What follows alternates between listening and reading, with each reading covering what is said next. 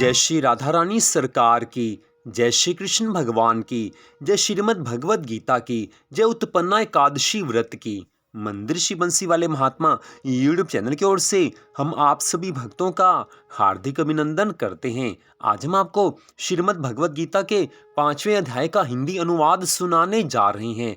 वैसे तो श्रीमद् भगवद गीता का पाठ कभी भी किया जाए या कभी भी सुना जाए बहुत फल देने वाला है, लेकिन अगर एकादशी के दिन श्रीमद् भगवद गीता का पाठ किया जाए या सुना जाए तो उससे अनंत गुना पुण्य फल की प्राप्ति होती है। तो श्रीमद् भगवद गीता के 5वें अध्याय को अब हम आपको यहाँ पर सुनाने जा रहे हैं, जो कि इस प्रकार है। बोल श्री राधा कृष्ण भगवान की जय। बोल श्रीमद् भगवद गीता की जय। अब 5वां अध्याय। उसके उपरांत अर्जुन ने पूछा कि हे श्री कृष्ण, आप कर्मों के संन्यास की और फिर निष्काम कर्म योग की प्रशंसा करते हैं, इसलिए इन दोनों में एक जो निश्चय किया हुआ कल्याणकारक होवे उसको मेरे लिए कहिए।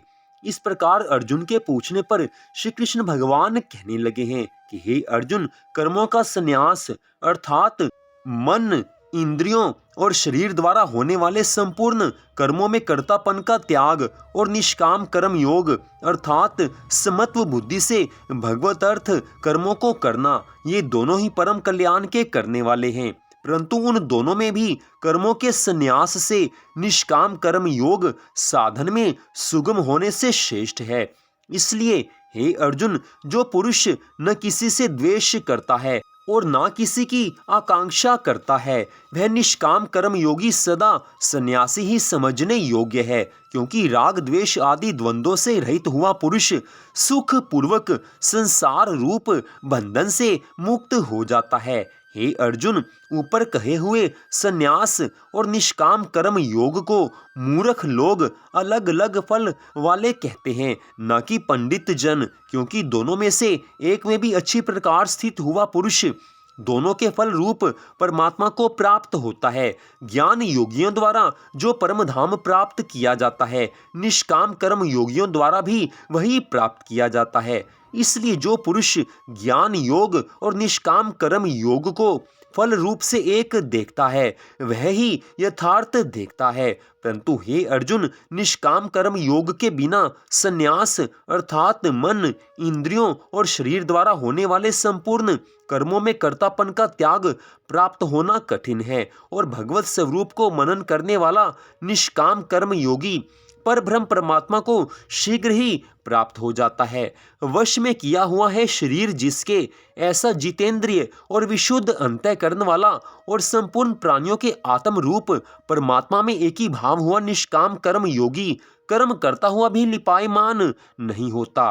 हे अर्जुन, तत्व को जानने वाला सांख्य योगी तो देखता हुआ, सुनता हुआ, स्पर्श करता हुआ, सूंघता हुआ, भोजन करता हुआ, गमन करता हुआ, सोता हुआ, श्वास लेता हुआ, बोलता हुआ, त्यागता हुआ, ग्रहण करता हुआ तथा आंखों को खोलता और बंद करता हुआ भी सब इंद्रियां अपने अपने अर्थों में बढ़त रही हैं, इस प्रकार समझता हुआ निस्संदेह ऐसे माने कि मैं कुछ भी नहीं करता हूँ। परंतु हे अर्जुन, देहा अभिमानियों द्वारा यह साधन होना कठिन है और निष्काम कर्म योग सुगम है, क्योंकि जो पुरुष सब कर्मों को परमात्मा में अर्पण करके और आसक्ति को त्याग कर कर्म करता है, वह पुरुष जल से कमल के पत्ते के सदृश पाप से लिपायमान नहीं होता।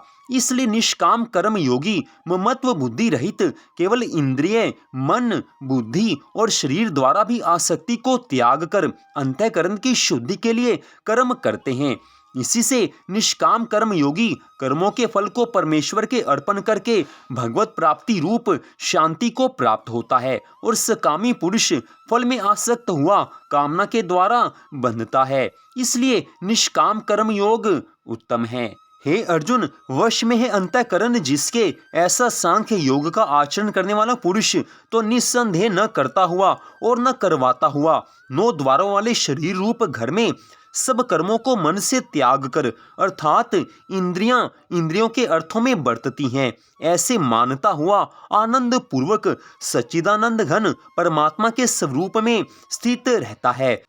परमेश्वर भी भूत प्राणियों के न कर्तापन को और न कर्मों को तथा न कर्मों के फल के संयोग को वास्तव में रचता है, किंतु परमात्मा के सकाश से प्रकृति ही बरतती है, अर्थात गुण ही गुणों में बरत रहे हैं।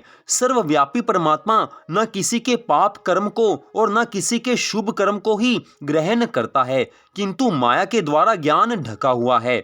इससे सब जीव मोहित हो रहे हैं, परंतु जिनका वह अंतःकरण का अज्ञान आत्मज्ञान द्वारा नाश हो गया है, उनका वह ज्ञान सूर्य के सदृश उस सच्चिदानंद घन परमात्मा को प्रकाशता है, अर्थात परमात्मा के स्वरूप को साक्षात कराता है। हे अर्जुन, तद्रूप है बुद्धि जिनकी तथा तद्रूप है मन जिनका, और उस सच्चिदानंद घन परमात्मा में ही है निरंतर एक ही भाव से स्थिति जिनकी। ऐसे तत्परायण पुरुष ज्ञान के द्वारा पाप रहित हुए अपुनरावर्ती को अर्थात परम गति को प्राप्त होते हैं। ऐसे वे ज्ञानी जन विद्या और विनय युक्त ब्राह्मण में तथा गऊ, हाथी, कुत्ते और चांडाल में भी समभाव से देखने वाले ही होते हैं। इसलिए जिनका मन समत्व भाव में स्थित है, उनके द्वारा इस जीवित अवस्था में ही संपूर्ण संसार जीत लिया गया है, अर्थात वे जीते हुए संसार से मुक्त हैं, क्योंकि सच्चिदानंद घन परमात्मा निर्दोष और सम है। इससे वे सच्चिदानंद घन परमात्मा में ही स्थित हैं। जो पुरुष प्रिय को अर्थात जिसको लोग प्रिय समझते हैं उसको प्राप्त होकर हर्षित नहीं हो, और अप्रिय को अर्थात जिसको लोग अप्रिय समझते हैं उसको प्राप्त होकर उद्वेगवान ना हो, ऐसा स्थिर बुद्धि संशय रहित ब्रह्मवेता पुरुष सच्चिदानंद घन पर ब्रह्म परमात्मा में एक ही भाव से नित्य स्थित है। बाहर के विषयों में अर्थात सांसारिक भोगों में आसक्ति रहित अंतःकरण वाला पुरुष अंतःकरण में जो भगवत ध्यान जनित आनंद है उसको प्राप्त होता है, और वह पुरुष सच्चिदानंद घन पर ब्रह्म परमात्मा रूप योग में एक ही भाव से स्थित हुआ अक्षय आनंद को अनुभव करता है।